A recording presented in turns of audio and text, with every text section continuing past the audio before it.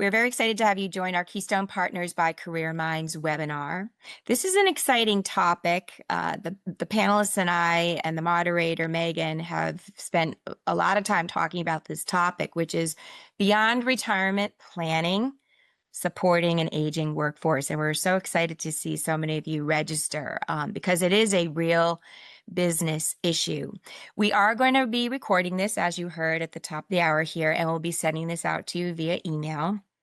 Also, any other documents or articles that we reference, we'll be sending you the links. So be on the lookout for that in the follow-up. We do encourage you to put your questions in the Q&A, okay? And then Megan, our moderator, will be looking through those to make sure we've covered them. If we don't get to them, we will send you a response, again, via email. And we encourage you to engage with each other in the chat. Okay, so we'll take questions throughout as best we can and certainly save a little bit of time at the end. So again, welcome. So this topic was interesting as we were brainstorming because it is a business challenge. It's not just an HR trend. And as a lot of critical talent starts to approach retirement, we're seeing that companies just are not prepared for that transition. And what we're also seeing is that experienced employees are not ready to disengage. They're not ready to exit. And then this creates somewhat of a bottleneck. Many of them want to stay involved, but they just want to stay involved in different ways. So that's where this gap shows up in terms of the business needs. And why is that important? It's because of the impact that it has on retention, succession planning. Mark's going to get into this, the loss of critical knowledge. And, you know, companies just are not going to benefit from this because they're going to lose clients. They're going to lose institutional knowledge. They're going to lose continuity of critical work. And all of that is expensive and it's really time consuming. And if mistakes happen, it can slow down execution. So part of what we're going to talk about is the 5 generations that are in the workforce. And there are 5. The silent generation is probably many people's grandparents. They're in their 80s or 90s, but believe it or not, even though it's a small population, it's a lot of the critical talent that we're going to refer to. Physicians, faculty members, attorneys, consultants. They're still working, some of them. Baby boomers, as we know, and we talk about that generation a lot, they're in their 60s and their 70s. And they are really the front runners. They're redefining what retirement looks like, and they want to stay engaged. And then we have Gen X. Those are the folks that are 40s to 60s, and they're at their peak roles, and they're carrying a lot of the load. And now we've got the millennials. They're in their late 20s, their mid 40s. They're starting or already in leadership roles, but they still need to be developed. And then many of us have Gen Zs who are starting to get into the workforce. And they're really focused on growth and development. So that's where all the tension is. All these generations with different needs, but often similar needs. So we're going to address that as well. And with me today, we have really talented panelists, all my dear colleagues at Keystone Career Minds. We have Renee Zung, who is our VP of Career Transitions and Delivery Operations. We have Colleen Terrell, VP of Career Management, and also the head of our legal practice. And then Mark Sadek, who is our Senior Leadership Development Partner. They've also been internal. So if you're on this call today and you're in HR, they've also had your roles. So there's a lot of credibility to that. And combined, I think we have, this makes us sound old, but at least 70 years of experience between the panelists today. So welcome, everyone. To get us started, we're going to actually launch a poll to level set and see who's in the audience and see where you are. So the first poll is, how does your organization engage and support multiple generations in the workforce? You could please take a moment and answer that. Okay, we're going to end the poll. So the front runner is, we don't know where to start. Not by much, though. And then we address generational needs informally. So helpful for our panelists to know that. So we're going to shift now to get into a dialogue around this. Let's kind of talk about what's changing and level set. So the first question I have for the panelists is, what's one misconception that organizations have about the aging workforce? And Mark, I'm going to start with you. Yeah, thanks, Kim. Welcome, everyone, and it's great to be here. So I would say that, being of a certain age, I won't say what that age is, but being of a certain age, this is a topic that's really personal to me. When I think about the conversations, the career conversations I was having 35 years ago, there are a lot of similarities to the conversations that I'm having today. The stakes are different. Let's be clear about that. But many of the questions are the same. And I think one of the biggest misconceptions is an overemphasis on the generational differences. There's a lot of talk about how the generations are different from fundamentally different. Um, but when we lead with those differences, we end up designing programs that are segmented and stereotyped. So while this webinar is going to focus on supporting an aging workforce, I think that we've actually overcorrected. And the truth is that we have a lot more in common than we think. And when we lead with what we share, we design programs that include everyone, and we get better outcomes because of it. Great point. I love the term overcorrected. Curious to get your comments on this, Renee. Yeah, so I agree with Mark. I think that the biggest misconception is that they are focusing on the aging workforce. And we know that we have multiple generations in the workforce. And a lot of times companies are looking at the aging workforce more through the replacement lens instead of the retention lens. So I think if we break down some of these boundaries and misconceptions and really start to focus on, you know, the gaps that might be caused by not having succession planning and not planning for the future, and really using the baby boomers who still want to add value, but they might not want to at the same level that they currently are. So having organizations shift and think about ways that we can have them still work, contribute, scale back, maybe cross-functional rotations, job shadowing, advisory roles, mentorships, so that we don't lose the institutional knowledge. And also the older workers or those who have been with the company longer just know intuitively who to go to for what. So these solutions of thinking about retention in a different way, being flexible, really will ensure that all these critical skill sets aren't lost when these people do decide, if they decide right, to retire. Well said. And the key there is the flexibility as well. Thank you for that. Colleen, what would you say based on what Mark and Renee had to share? Sure. No, I agree that we cannot say as a rule that any one population at work is disengaging, and we certainly cannot say it specifically about the older, more experienced workers. In what I know, Renee and I have coached a lot of people who are thinking about transition, maybe not on their own timetable, but it's an opportunity for them to stop and reflect. And the number of people that I have of a certain age mark, which I'm roaring towards every day, as well, right behind you, that opportunity to stop and reflect and think about, well, what else might there be? And so to have a partner in that, I mean, certainly a lot of times I'm their partner in this because it's an outplacement or career transition. But to have a partner in that inside of an employee, inside of an employer, and that kind of expanding our thinking about what's possible or where someone might want to transition to, um, might feel like they're making themselves vulnerable if they are the ones that bring it up, that there might be something in addition to what they do or different from what they do, but in the same place, so that we can hold on to that institutional knowledge and their excitement about providing value.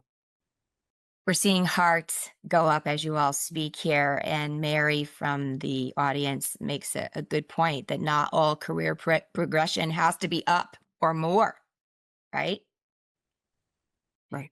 And I love the point that you're making that people are not checking out just because they are of a certain age. I think sometimes even in the younger generations, those of us that have had children earlier in our careers, there was the assumption, oh, just because they have a family now, they're checked out. That's not the case. Or just because they're taking care of their elders, the people are checking out. It's really both ends of the spectrum. Next question. What are you seeing in terms of career movement among the experienced employees? And Colleen, I'll go back to you on this one.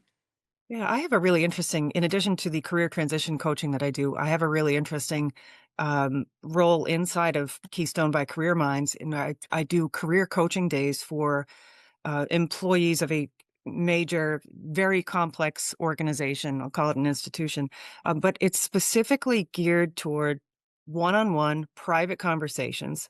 We can talk about whatever they want to talk about, whether it's so frequently.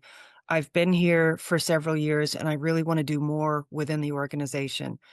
Or I've been here 5 minutes and I want to make sure I'm getting off on the right foot in this organization because it's a place they want to stay.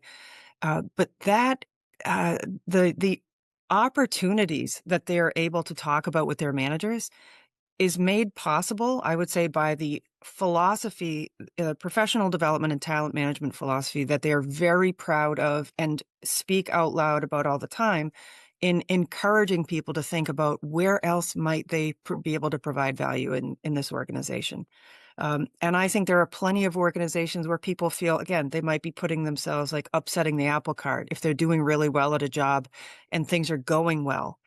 They don't want to point out that there may be something over there that they would like to do next or soon. But sharing that philosophy and reinforcing it, in especially providing a day like what I coach, 8 people a day, and whatever they're interested in learning about themselves and their organization. Colleen, I just want to double click on that because I'm sure there's a number of people in the audience who would love to have that set up in their own organizations. I assume this started at the top with the head of the organization, not just within HR and talent management. Right. It's broadly broadcast. I understand also that in an organization of any size, you might have people who, again, they're upset when someone on their team who's performing well, things are humming along, don't upset the apple cart. But it is really encouraged in that way to think about where else they might go. And they've got conversations and guidelines in place to support that, and reinforcement from the top, not just from HR, about exploiting, in the best interpretation of the word, people's interest in staying there and contributing. One last question about that, because it's a real example that's been successful. It's all ages, right? Not just people pondering retirement. Right. There is zero restraint or definition other than come have a conversation about your career. And it could very well be, I want to leave, but usually it is not. Really, they do a really nice job in this way in retaining. Thank you. Mark, love to get Yeah. your comments on this. Yeah, I'm going to build off of what Colleen was saying. I think those are great points. This is an opportunity for organizations to shift their mindset around how they work with, especially their aging workforce, because your priorities change, right? So the goals are different, but it's less about learning new skills and more about something deeper, right? How do they carry their values forward? How do they leave a legacy behind?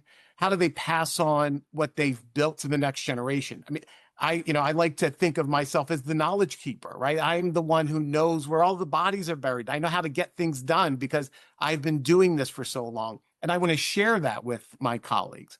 So when organizations create a space for that, whether it's through mentorship, advisory roles, meaningful project work, they just don't retain people. They retain that wisdom. And, for experienced employees, retention isn't about just giving them more to do. It's giving them more to leave behind, right? Yeah, it's not about learning more. It's about what can I leave behind? And when we talk about institutional knowledge, it's not just about the process or the systems. It's the tacit knowledge. It's the unwritten stuff that happens that is in your head. It's not on paper. It's not in a book. It's it's the how decisions are made. It's who to call when something goes sideways. How to navigate the organization to get things done. This is the knowledge that takes years to build, and we don't place enough emphasis on how critical it is to the culture, to the quality, and how we execute on our everyday. So our retention strategy has to evolve. From early career employees, it's often about growth and opportunity, but for experienced employees, it's increasingly about purpose. It's about contribution, the legacy. And I think what we see is that the smartest organizations are the ones that are designing for both. Love the word legacy. When I talk to people about this and they sort of share some of the points of why they want to stay, why they want to continue to contribute, add value, and then the word legacy comes up, they're like, oh, that's not how I wasn't sure what the one word would be, but that's the word, legacy. So you can't make an assumption that that's not really important to people, is what you're saying. That's right. That's right. Yeah. Thank you. Renee, let's go over to you. Sure. So all the points that have been made here, it's really this shift that the organizations have to think about. They have to start thinking beyond traditional retention, retirement, and really be thinking broadly across their organization by providing opportunities for more flexibility, for growth, for purpose. The new term in retirement is flextirement. And the reason for that term is this flexible workforce. Maybe someone's thinking about retiring. We need to have an organization or a culture where it's okay for someone to go to their manager, not at the C level, because that's usually acceptable there, and say, well, gee, I'm thinking about retiring in the next 3 to 5 years. And how would we support that person with that plan? Just like the first time manager, right? The first time manager, we have all these programs that we support them to be a better manager. So why not have the same type of robust programs in place to help this generation go ahead and think about what are they going to leave behind? I love the word legacy, but this way they can still stay connected, they're contributing, and you're creating this environment that is one of growth and purpose, not growth for that one employee. It's for the whole organization. And this way, the organization comes out on top because they've retained this organizational knowledge and build this culture of support. Good point. Denise, thanks for your comment in the chat. Denise says legacy can also be misused as a term for employees who are stuck in their ways, doing things the old way, not wanting change. And she just states that it's something to flip the switch on for the times we're in. We do hear this when there's acquisitions, right? The company that did the acquiring will refer to the other company as legacy employees. So I could see how that could have a negative connotation. Renee, what's your immediate reaction to that? And then Colleen and Mark will go over to you. Sure, with any one single word, right? There's always going to be a positive and a negative meaning to that word.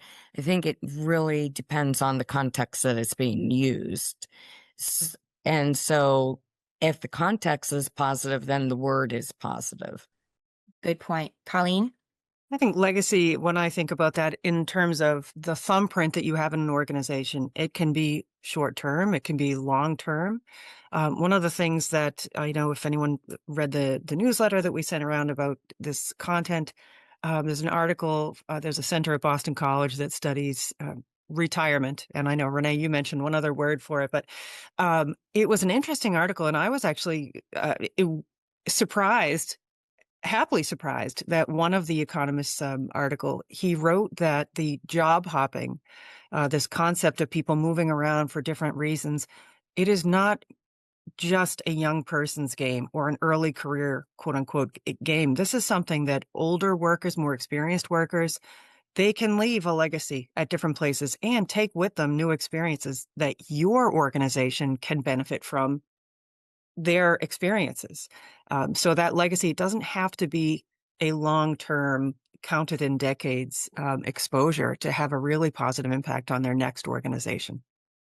Powerful, powerful point. Mark, your Yeah, thoughts? I don't know if I can add anything additional to that, but I would say that legacy is a homonym, right? So it's a word that can mean different things in different contexts. So, um, you know, legacy could, indicate something that's the old way or the stagnant way, but it also can mean something a little bit deeper and more powerful if you let it, right? So I think it just comes down to how you're using it and not being afraid to use the term. I mean, unless there's another word, I can't think of anything right now that really denotes leaving something of value behind, right? When you think about your family legacy or your company legacy, they're very similar. So, you know, I would say that while you're right in that it can be a negative connotation, it could also be a very powerful word to throw around. So good dialogue. Let's shift gears. Where are organizations getting it wrong? So what do all generations actually want from development, Mark? Yeah, I think that you know everyone wants to grow, right? But the way that growth looks is different, depending on where you are in your career. So you have to think about the different modalities, and trying to do everything the same way for everyone isn't going to work, and you're going to leave people out. So you want to create um, processes and methods that that cater to that level or that generation, but also can appeal broadly to the masses. Agreed. Colleen, what would you say would be helpful for organizations to do when it comes to all the generations? Right, right. Just be very clear. I think sometimes we have an understanding of what we think the organization knows and appreciates, that the entire workforce knows and appreciates the support we're giving, the expectations, the encouragement, partnering with your manager in terms of your own career development. I think even just repeating and making sure that the message sinks in. It's not a one and done kind of thing. It's show us how it's done in real live action, and consistency with that message, as opposed to hey, one year reminder. This is something that really you should think about and have a conversation with your manager, so much as this permeation in the culture. And Renee, it's not one size fits all, right? I mean, if an organization puts something in place, it doesn't necessarily appeal to all the different generations. Exactly. And I think that's where the companies, most companies tend to either over engineer it or try to come up with one solution that fits everyone. And we know that that doesn't work. So that's really a miss on organizations, because they should be looking at it. And I agree with Colleen. We have the performance appraisals yearly, right? But this should be something that is embedded in just the conversations that managers have throughout the year with all of their employees, thinking about what are those career stages, what are some of those, what do you want to develop?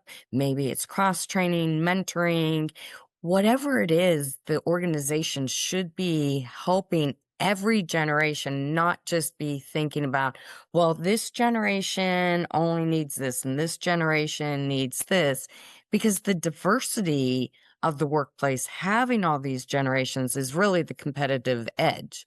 So if we have solutions that are built around flexibility, open conversations, and not a one size fits all solution, then that company is going to be more harmonious, and people are going to love working there, working with each other. It's more collaborative, and things are just going to become more efficient. Well said. Colleen, I know you have seen this yourself. What are organizations unintentionally doing that's Mm. causing them to lose experienced talent or miss out on experienced or talent in general? Right. So both the people that are already in place as an employee and the people that would potentially love to be an employee. If we start with the latter, because that's near and dear to my heart in terms of the career coaching on the widest scale, so many people are actually in the job search when we get a chance to speak to them. I know that there's been a real emphasis in recent years on companies acknowledging, and I'll say acknowledging, the need to really focus on skills-based hiring versus something like must-have bachelor's degree. And I've seen, I've been working with Keystone clients for approaching 14 years in about 1 month. People who have been places doing wonderful things that are making a major splash, and products that live on in an organization that they built. And when it's time for them to find a new role, they rose to the highest levels in their organization without ever having graduated from college, and are hitting at least a perceived wall when it comes to finding a next great place to share their unbelievable talent and skills. When they view an application requirement that someone must have a degree. Now, like all of the great career coaches, we know that it's not just about filling out an application and hitting submit. But the message that it might send to people, that if you're not looking back at what your application materials look like, take a glance through what would that be like. One other example, and I know this is specific to degrees. I had a client who I work with a lot of lawyers.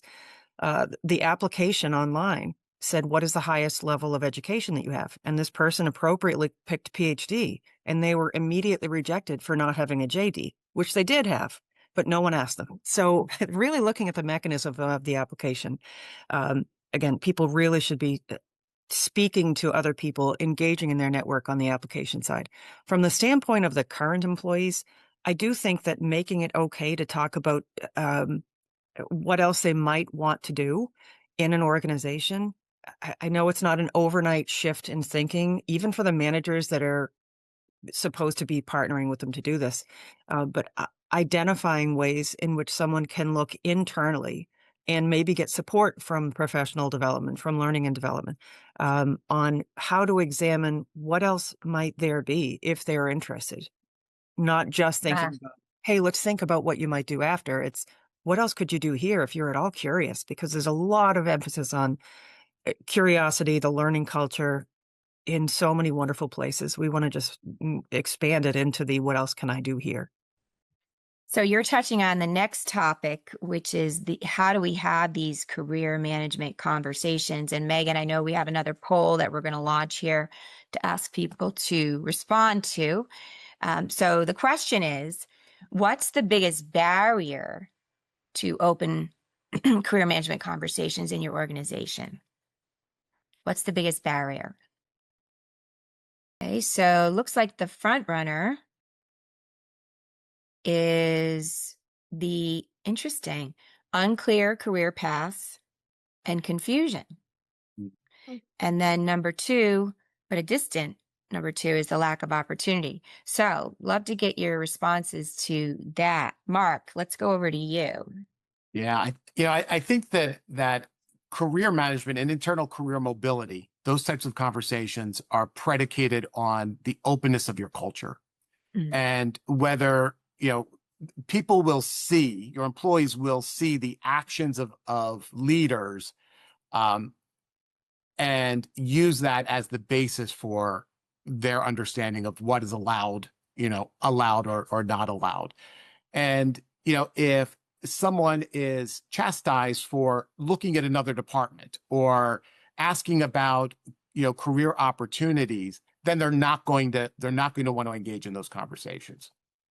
So I think organizations that do this well, through my experience, are the ones that have clear career frameworks or ladders that opens up the conversation to say, what is next for you? And I remember I was with an organization for about 20 years. And it wasn't until about year 10 that my leader actually said, hey, what's next for you? Right? You're knocking it out of the park in this job. What's next? And I was taken aback so much because I didn't know how to answer the question because no one had ever asked me that question before. Mm. And I flubbed it. I know I flubbed it because I didn't know how, I didn't think about it. I didn't think it was allowed to talk about. And, I think that there were missed opportunities for me because I didn't take that question seriously enough because I didn't think it was a serious question or a sincere question, I should say.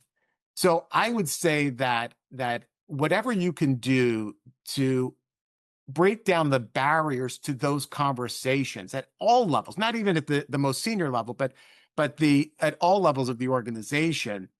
How do you make people comfortable in having those conversations? Mm.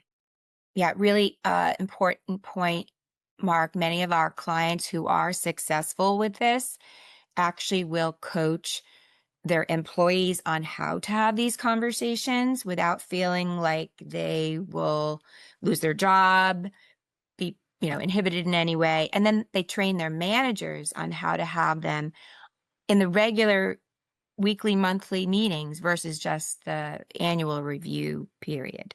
Right. So, because I think sometimes we just take it for granted that they know how to bring these topics up. Renee, you've done a lot of this work. What are your comments on the career conversations? Right. And so it depends on the organization.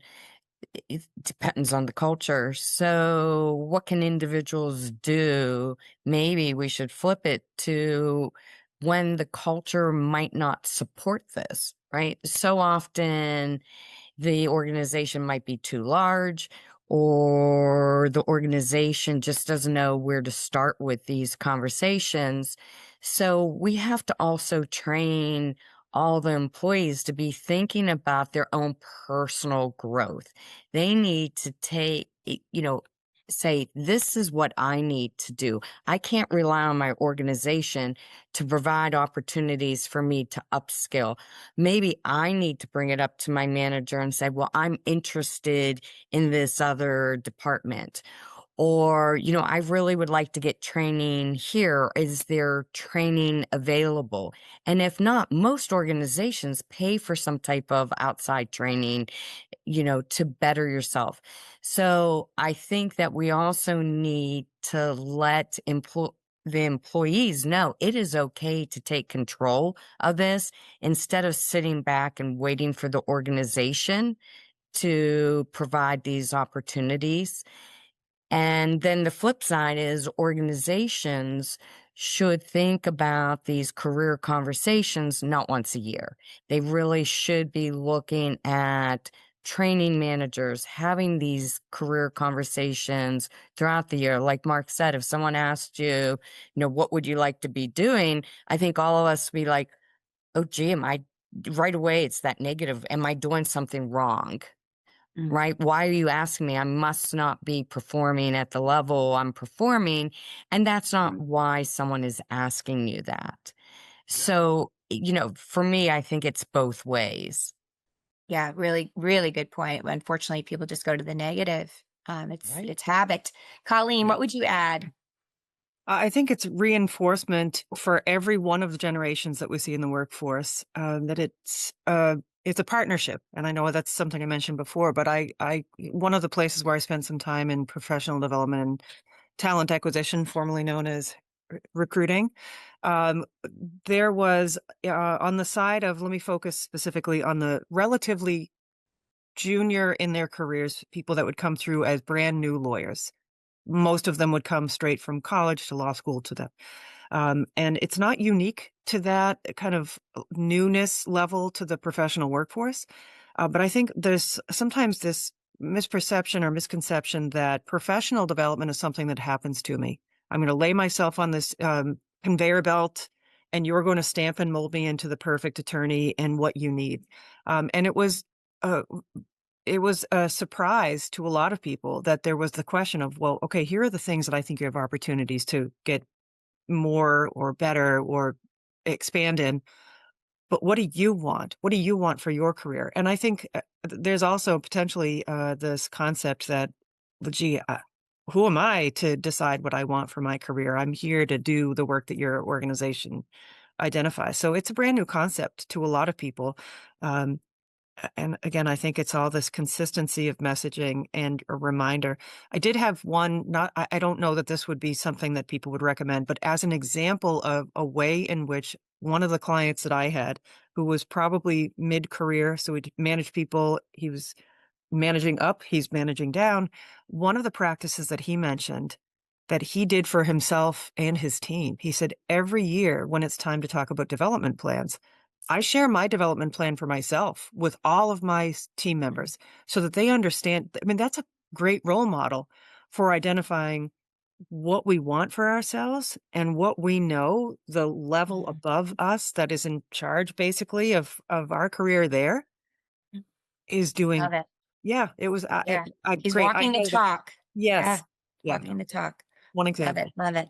Yeah. So Can I offer yes, another example? Because I please. think this is an appropriate example to use for the conversation. So we had a client that was seeing the high turnover rate. It was a university, a large university, and they were seeing a high turnover of some of their best talent, and it was because in their structure it was very siloed. So when someone was in the school of medicine, they wouldn't necessarily look for a role in the school of engineering. Mm. And so we created an internal career management program for them, and it was not some people feared that they would be able to use those skills, their transferable skills, and use them to leave the organization. They were actually using this program as a retention strategy, right? So they were identifying their high potentials and having them go through this program so that when they've reached their max in their school, that they would know how to network and promote themselves and brand themselves so that they could cross different parts of the university. I love it. What you're actually referring to is a little bit of a roadmap to help people navigate where they could be. And Denise is mentioning this in the chat that they're conducting quarterly talent ready meetings because not all of the managers are thinking cross functionally. Mark, just to piggyback on the higher ed example, we have another client in higher ed. By the way, that's the #1 industry that is getting this right. So if you need to network, which we encourage you to do with each other, seek out your colleagues in higher education because most of the colleges and universities are doing some form of this. And I'll give you the example. This organization, higher ed, was having a capital campaign. It's time bound. They have really talented people. They searched high and wide to get these people on the capital campaign, and then they knew there was an end. And before it ended, they started providing the roadmap of where else within the organization people could work. Like you said, Mark, they don't necessarily know one school from another, one office or department from another. So HR and talent management really took an active role in helping people network and navigate internally before they lost them all. And it was very, very successful. It saved them a lot of recruiting dollars for the next capital campaign. So great example. Thank you, Mark, for sharing that. So let's shift gears on what are some effective ways organizations can retain their experienced employees, because that's really the money saver right there, right? Renee, I'm going to go to you first, then Colleen and Mark. So what have you seen, Renee? Yeah. So when we think about retention, right, retention shouldn't be something that we're thinking about at a certain level or certain age. But I'll focus a little bit on the older generation, go back to the new term of flex-tirement.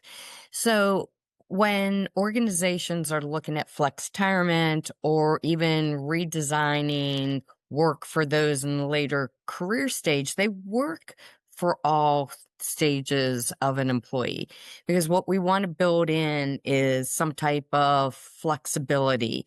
So sometimes someone just had a child or something might be happening personally, and they might need a reduced schedule or project base. Or back in the day when I was in pharmaceuticals, we did job sharing. So companies need to go back and really think about having these flexible roles, reduced hours, maybe cross training, because that's for such a short period of time. Then that employee is going to be more engaged in the organization and move on. It's not just this one and done. Also, think about purpose. Every employee shows up for work with a purpose. They want to do great things for the company. They want to learn. This idea of having this culture, this learning culture, where every day you learn something new. And with that, you could have things as easy as, some coffee pal, 30 minutes with other people within the organization, different divisions, to learn a little bit about what they do in their division.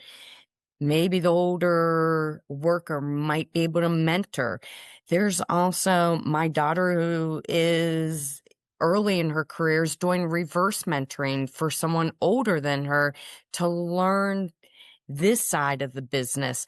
So not only mentoring for the older, for the younger, but the younger mentoring the older as well, so that you have this natural transfer of institutional knowledge.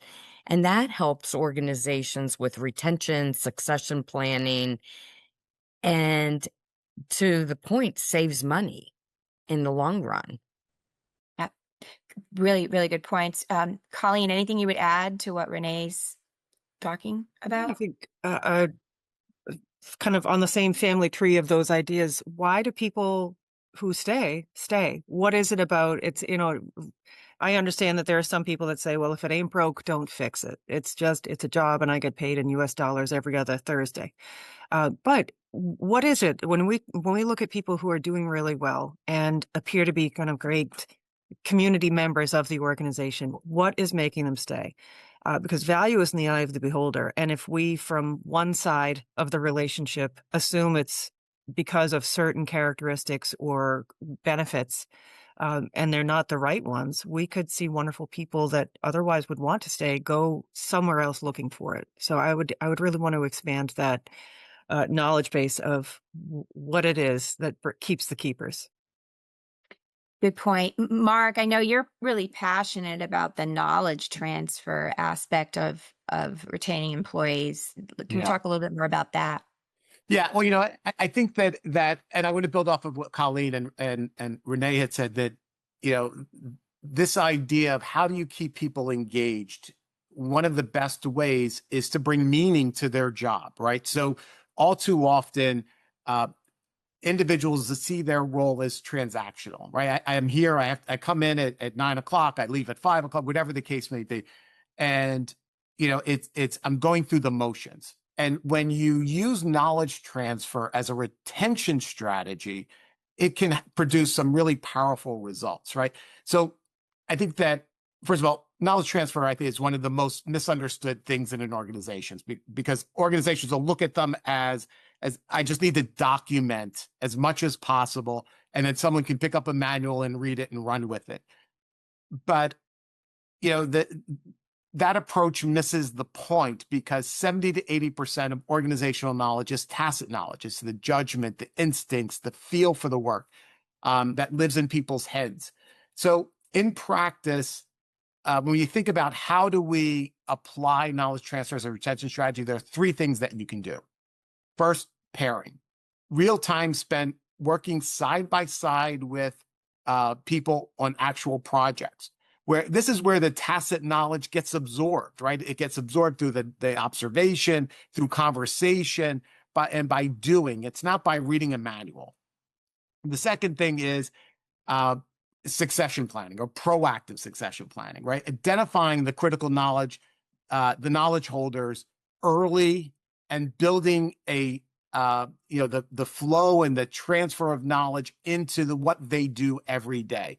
That can be done through mentorship programs, cross training, and you're having these conversations and you're setting these systems up in place well before anyone is leaving the organization. And the third thing is, keeping people engaged after the transition. So Renee was touching on this a little bit with job sharing and fractional roles. But, when someone leaves or is thinking about leaving an organization for retirement, setting up roles for them to be able to be advisors or be mentors for the next generation of leaders or employees, produces an immense opportunity for organizations to not lose that knowledge transfer, and it helps create that community. And so people, when they have a sense of community in their organization, they tend to stay longer and they stay more engaged. But I think that the key thing here is that it takes intention, right? You have to really think about these things. You have to be very thoughtful in how you create and build this process. And it takes relationships. It takes a comfort level within the organization to be able to have these conversations and be comfortable with it. And like you said, Mark, it takes a lot of time. It's not just going to happen overnight. That's right. So if an organization were to do nothing else this year, what's one change they should make around this topic that we're discussing? Colleen, I'll go to you, then Renee and Mark. I think holding up that mirror of where we are now with actual input from people beyond the HR space. What do people think now? What are people looking for in terms of that support? And sometimes they might not know. So to have I would say a team approach to thinking about what you want the organization body to feel like. What do you want the employees to feel like in terms of that investment in their own future? And Love that. What do you want it to feel like? Well said. Renee. Right. I think if I could pick one change for HR leaders this year, it would be building a phased retirement framework. And the reason behind that is it's estimated that over 10,000 US workers retire every day. So it's 16% of those senior leaders plan on retiring. And what organizations want to look at is how can we retain them? How can we keep them? How can we phase this out so that we don't lose the institutional knowledge? And thinking about retirement in this phased approach so that there are chances for mentorships and advisory roles and these fractional roles, and to just keep the transfer of knowledge, having these conversations that older employees don't fear. Well, if I come to you and say, I plan on retiring in 3 years, now you're going to put me on a list. And next time you have a layoff, I'm going to be the first one on the list because I told you I wanted to retire. That's not why I would tell my manager I want to retire. Exactly. And I think that's what many people fear, right? Correct. Yeah. Good point. Mark, let's go over to you. One thing. Yeah, I would say that the reality is that everything that we're talking about already happens at the senior levels of an organization, right? So the C-suite, they are doing the succession planning, they are doing this knowledge transfer, they are doing all of this stuff. They're having these conversations. For some reason, though, it doesn't get below that top level of the organization. So I think if there's one thing that you can do in your organization is think of this as an investment, not only in your company results, but in your people, and bring it down to the rank and file and give them the same level of courtesy and respect that we do for the senior level, the most senior levels of the organization. Yes, because all of you, when we were preparing for this, made comment that assumptions can be made at the top of the house, and incorrect assumptions that someone is or isn't ready to retire, is or isn't ready to take on more responsibility just because of the generation they happen to fall in, right? And that's not what we want to have happen. So talking to the managers, talking to the employees themselves is what you're all getting at. We're going to do a third poll, our final poll.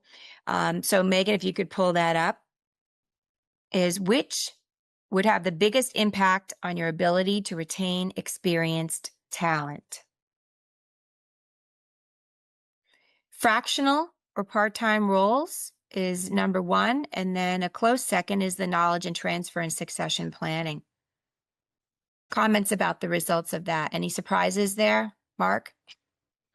Yeah, the one thing that stands out for me is the fractional part-time roles, right? So I think what we see is what's the expression that hell is paved with best intentions or good intentions, and I think that the risk here is over correcting and looking at fractional or part-time roles at the frontline level, as opposed to what we're talking about is giving people who are aging out of the organization an opportunity to stay connected and transfer that knowledge. Because what we're seeing a lot of now are, entry level roles that are being treated as part-time, or, we're going to cap it at 30 hours so that we don't have to pay health insurance. And that's not it's great for the bottom line, not great for the culture. Yeah, well said. Any other last minute comments on the poll results? Right. I want us to think, we've been talking about this throughout the conversation today, that this fractional role, this knowledge transfer, not to think that it only falls in one generation. I think that we really need to build a culture that is bridging the generations, and don't think of it as, well, I'm have this one time initiative. I'm going to go to the C level and say, we're going to put this one program in place. It's only going to cost whatever. And it's this one time initiative. It really needs to be an ongoing cultural shift and change, so that employees, no matter what generation, no matter what level they are, whether they're first starting, as Mark said, a lot of times there's caps on how many hours they can work. That's not what we're talking about. We're talking about changing the culture, having open conversations, really asking employees to take control of their professional development, thinking outside the box. What else can I do? And are there opportunities for me to learn throughout this organization, so that I can transfer knowledge, I can learn knowledge, I can be a more valuable employee? And with that, you are leaving behind more of that positive word legacy for the next person who steps into that role. Love it. Jeanette in the chat is talking about how they're putting together process books so the practical knowledge doesn't leave, and that they're encouraging baby boomers to stay on and mentor and collaborate with the other generations. From each of you, why aren't more workplaces putting in the phased retirement? That's one of the questions that we got before the webinar started. Why aren't they putting these phased retirement options in place? Renee, we'll start with you and then we'll go over to you, Colleen. Yeah, it could be that the organization thinks maybe it's too costly, or maybe they haven't even really thought about what they're losing in the older worker. A lot of times, organizations, when they're going through, especially in career transition, as Colleen and I see all the time, is that they are more expensive. So when they're looking to cut cost, one of the places that they go to are the older workers, the more senior workers, no matter what age they are, because they save more money that way. So they only know one way, right? Well, I'm going to go ahead and give them a package, so then I can, bring someone who doesn't make as much money, instead of looking at it, well, that solution might not fit our needs. Maybe we should be looking at more of these other areas of flex retirement or flexible roles, fractional roles, because that worker would probably still love to contribute. Yep. Yeah, it's interesting. I was looking up some of the stats, and this is still pretty low. 41% of employers now offer some form of a phased retirement program. The good news is it's more than doubled since COVID. So we're moving in the right direction. But 71% of large employers, The reason they don't have these programs is that there's these regulatory and federal tax and age discrimination laws that they're concerned about. So I think that's why when we did the first poll, we saw so many people comment on we're doing these one-off, tailored, customized type programs. But that's okay. That's a way to start, right, Colleen? Agreed. And I understand from the surface level of what the pitch would be, it would be a sea change for lots of organizations. I think also if there were line of sight or case studies that people could say of having it done well somewhere, there are lots of organizations and industries that are risk averse and, experimentation averse. No one wants to be first, but everyone rushes to be second. And so I think to see it done well, if there were a spotlight on an organization that does well, despite all of the hoops that they had to jump through to get it done, to see that it's possible. Yeah, and Mark, I'm going to go to you next. You had mentioned higher ed. I mean, I was just curious, what are the organizations or the industries that are doing it the best? And higher ed, I mentioned, is doing it the best. Also, the government and the public sector. The reason higher ed, the reason it was cited is because of the mentorship and research. They want to retain the research. But the government and public sector is because they know the structure. They know the infrastructure. And Mark, you touched on that quite a bit. Mm. And then the professional services, it's really due to client relationships, retaining those clients. And then finally, tech and engineering, because it's just so specialized. It's hard to find people that actually do that specific work. So Mark, any other comments on the phase? Yeah, I would say that, one of the key things to being able to drive this kind of conversation forward in your organizations, it's predicated on the strategic relationship as an HR professional you have with the business. And, if you are doing this, it's probably because you're the one who initiated it as the HR person. It's usually not coming from the business to say that, hey, we've noticed this problem with retention or with retirement, and we need to come up with a strategy. It's the HR leaders that are being asked to do that. And because the onus is put on you, in order for you to convince and show the value that this would have, needs to take a very strategic lens. And so if you have that strategic relationship with your business partners, then it'll be a lot easier. So quick round robin. In our last 2 minutes here, we've talked about the importance of starting a phased retirement. If you were sitting in an HR role right now, what would the first thing you would do be? Is it a conversation with senior leadership? What is it? Let's go to you, Mark, first, and then Renee. Tell them the data, right? Let's look at the data and where is our workforce now? What's leaving? Where are the risks? What are the inherent business risks associated with not having an internal career mobility program? Great. Renee? Yeah, I think organizations need to really invest in this multi-generational retention strategies. Don't just think of it as one generation building these environments of inclusive culture and trying to, come up being that competitive edge. Start asking employees what they want next and providing support for that no matter what generation, no matter what level. Thank you, Renee. Colleen? I think, again, re-examining how we bring people into an organization for the types of roles that exist now and the types of roles that may exist in the future.